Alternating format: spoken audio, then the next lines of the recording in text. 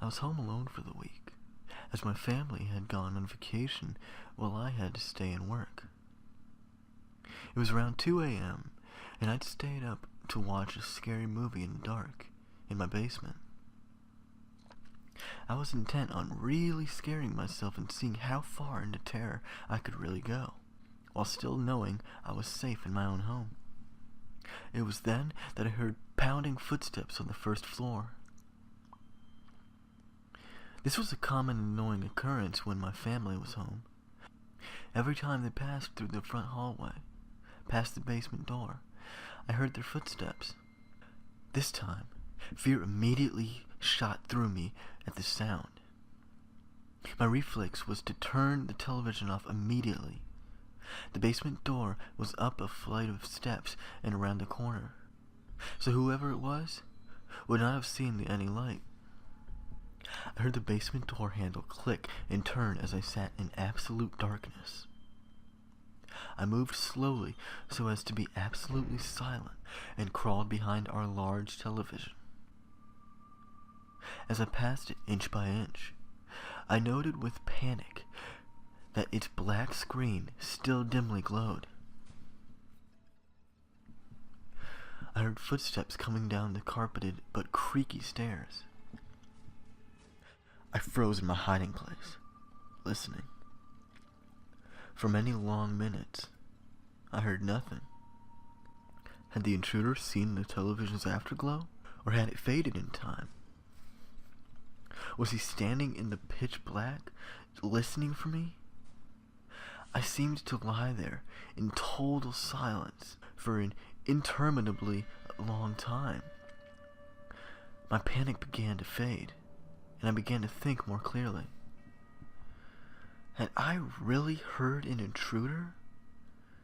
Could someone possibly be standing there in silence for so long without making any noise? The basement was so exceedingly quiet that the silence itself began to hurt my ears. Could the unknown person really avoid any noise from shuffling or breathing or anything else? If there was an intruder, he was still in the basement, because the creaky stairs were incredibly loud.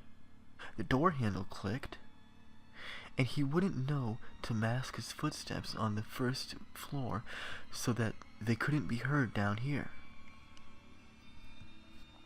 I began counting in my head, trying to pass the time, as drool fell from my mouth into the carpet. I didn't dare risk the sound of swallowing. I reached 60 seconds, once, twice, 30 times, 60 times, but now my fear had faded, and I was more confused than anything. I estimated I'd been crouched in the absolute black for almost 2 hours, and had still heard nothing. If there had been an intruder, none of this made sense. Finally, I decided I'd have to make a move.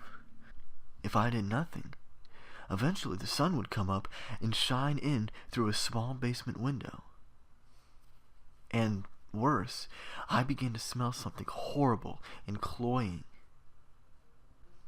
Slowly, ever so slowly, I began inching my way toward the stairs by way of the walls. If someone was standing there in the dark, I should be able to go around them and then make a break upstairs. Meanwhile, the horrible odor grew stronger. Had something died down here in the night? No living person would smell like this. Terrible images of some sort of corpse monster listening for me in dark erupted in my thoughts, and I moved as fast as I could without making a sound. Just as I finally approached the stairs, there was an enormous clatter, as of something falling or collapsing on the floor. It was at that moment I leapt forward and crashed up the stairs, running out through the open basement door and my wide open front door.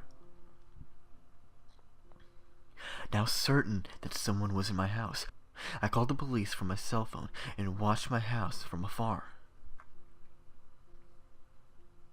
The police came, checked inside my house, and then grimly came back out to question me. They'd found a body in the house. My elderly neighbor, who seemed to have died of a heart attack. Their belief was that I must have left the front door unlocked, and he must have wandered in my house while dying, looking for help. At first, I felt horrible, thinking that I had sat there in the dark while the old man literally died a few feet away. Then it occurred to me, what the hell was that loud noise of things falling that last prompted me to bolt up the stairs and out of my house? I asked the police and they confirmed the back door of my house had been left open as well, near a single bare footprint in the mud. Somehow, for some reason, I'll never know, there was someone else in the basement with us, silent, waiting, and listening in the dark over the fresh corpse of an old man.